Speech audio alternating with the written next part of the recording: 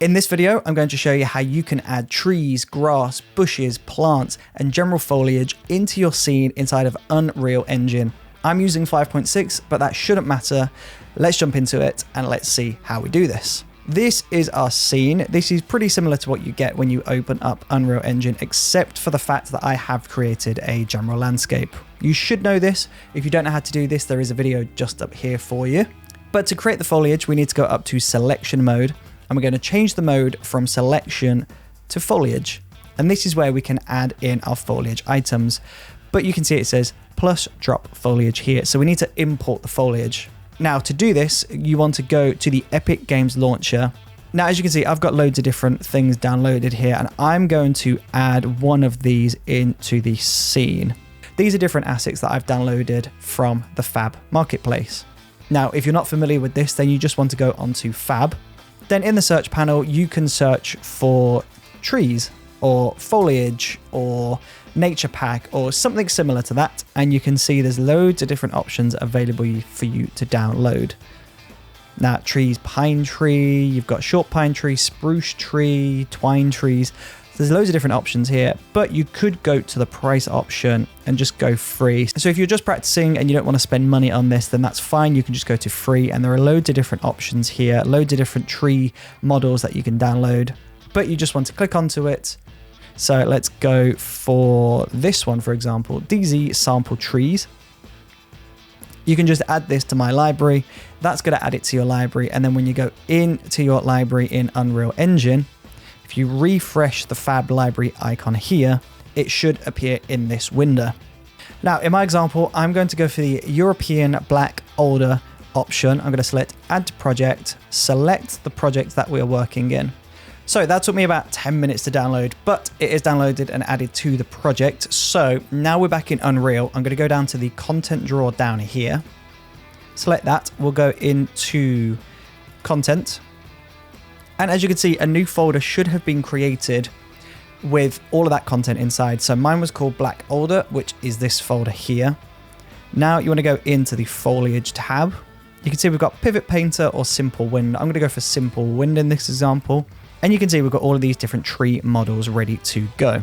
Now I'm just going to go for this tall one here. I'm going to select that, drag that onto the foliage here. So drop foliage here.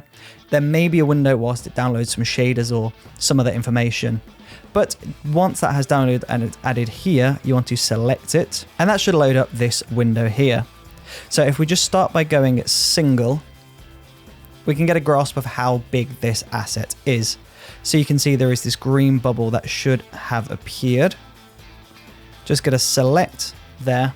And once the static meshes down here have downloaded, the tree will appear.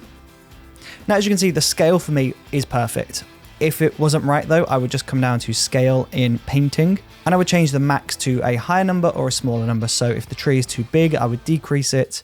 If the tree is too small, then I would increase it. Sometimes if you create a world and it's quite small, then if you put in a tree asset, sometimes it can dwarf the scene. But in this example, it works perfect for me. All of the shaders have downloaded, and this is our tree asset now, just sitting there. So if we want to add multiple trees into this scene, then we could just go back into the single tab, and we can just paint around in the scene like this. And you can see all of the different trees, they now appear. Of course, though, if you've got a large area to cover and you want to add loads of different trees in, then we can go into the paint option.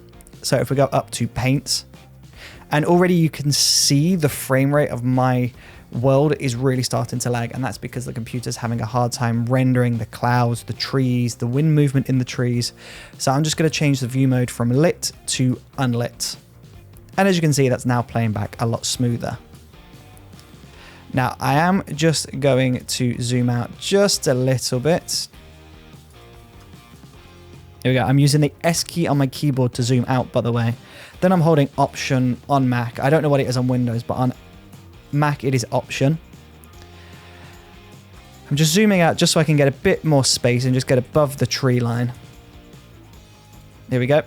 Now, if I go back to paint, you can see we've got these different settings here. So brush size, as you can guess, is the size of the brush. So the blue area is where all the trees are going to be populated. If we increase that all the way up, you can see it's much larger now. So if you're filling up a huge landscape, then you can just increase this to a really high number and it's going to add trees everywhere. Now, brush density is essentially how hard the brush is going to paint the scene. So the higher this is, the more trees you're going to see in that scene. As you can see, loads of trees have appeared and we're in a tree right now. So I'm just going to undo that. So undo foliage editing, and we've reset. Now I'm going to decrease the brush density down here. Then I'm going to come down into this mesh layer here. I'm going to decrease the density here as well. So I'm just going to go for maybe 20. We can start small and then scale up. And then if we move down, we've got the scale again, so we can change that. And we want to make sure that when we are scaling, this scaling is set to uniform. This essentially locks the Z, Y, and X dimensions, so everything scales up in the right proportions. If we just do one dimension, it will get really wide and thin, or vice versa. Something weird will happen. And then you've got a bunch of other settings, but honestly, not really important at this stage. So I'm just going to paint into the scene with this large brush. Just going to go back a little bit. There we go. And as you can see, we have loads of trees appeared here. There are 2,300 trees just created. So I'm just going to undo that because that's way too much. And now I'm just going to decrease the brush density up here. So I'm going to decrease that down to a smaller number. We'll do the same thing again. Let's paint in. You can see there's a lot less, but there's still quite a lot there. So again, we're just going to undo foliage editing. We'll decrease the paint density one more time. Let's try this version. There you go. That looks really good. So as you can see, in just a few clicks, we've basically created this forest here. We've got layers in the foreground, we've got layers in the background, and it was literally just by going into the paint section and just adding in all of these different trees. But of course, you can't just have the same tree in a forest. There's got to be multiple different variations. So we'll go down into the content drawer, and you can see we've got all of these different options to play with. So let's go for some bushes maybe. So let's add this in. We're dragging this up to the foliage mode. Make sure this option, which is the first tree we were using, is now turned off and the new one is selected. And we'll go into single and we're just going to test it. So add this in. As you can see, that is huge. So we need to decrease the scale of this one. So we'll just undo that one. We'll go into the scale and we'll go down to 0.3 on the max. As you can see, that's maybe a bit too small. So we'll undo that. And we'll increase up to 0.6. And let's test. Yeah, I think that's fine. We can maybe change the scale. So we'll go smallest can be 0.4 and the largest can be 0.8. And now if we go into paint, again, we'll make sure this is a big brush. Maybe not as big as last time. And we'll just add them in here. Let's see what happens. We're in the bushes. There have been so many created. So let's undo this. Here we go. And now we're going to go to density. We're going to pull the density down again. Then we'll pull the density down on the painting. We'll go 10 maybe. Select into the scene. And there you go. We've got some nice bushes in the scene now. There's a decent amount. We haven't got too many. Just a decent amount to fill the scene. Maybe add one in the center, but we'll carry on for now. So we'll go to the content drawer. And we're going to go down to these smaller things. So these are called seedlings in this example. We'll add these in, deselect those large bushes, go to the seedlings. Again, we'll go single. How big is this? Perfect. Doesn't need to be any bigger than that. So we are going to go into the paint option again. We're going to increase the paint density. There's going to be a lot more of these. These want to cover the forest floor, basically. There we go. We'll select that. We need to increase the density. So we'll increase the density here, and then we'll go down to here, and we'll increase the density here as well. There you go. That's looking a lot better. We've got these on the forest floor. We've got all of our tall trees. We've got the bushes. Now we can continue to keep adding these in. But if we go into lit mode,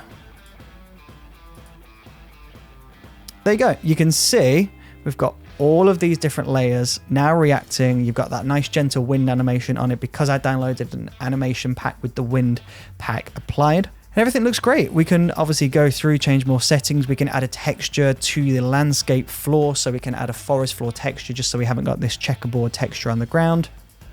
But if we go back to selection mode and we come out of foliage mode, you can see we have a really cool forest scene. Now, these are high poly models, which means that when you get close to one of these layers, so this tree, for example, if you look at the detail on that tree, it's phenomenal. It's a really high quality asset.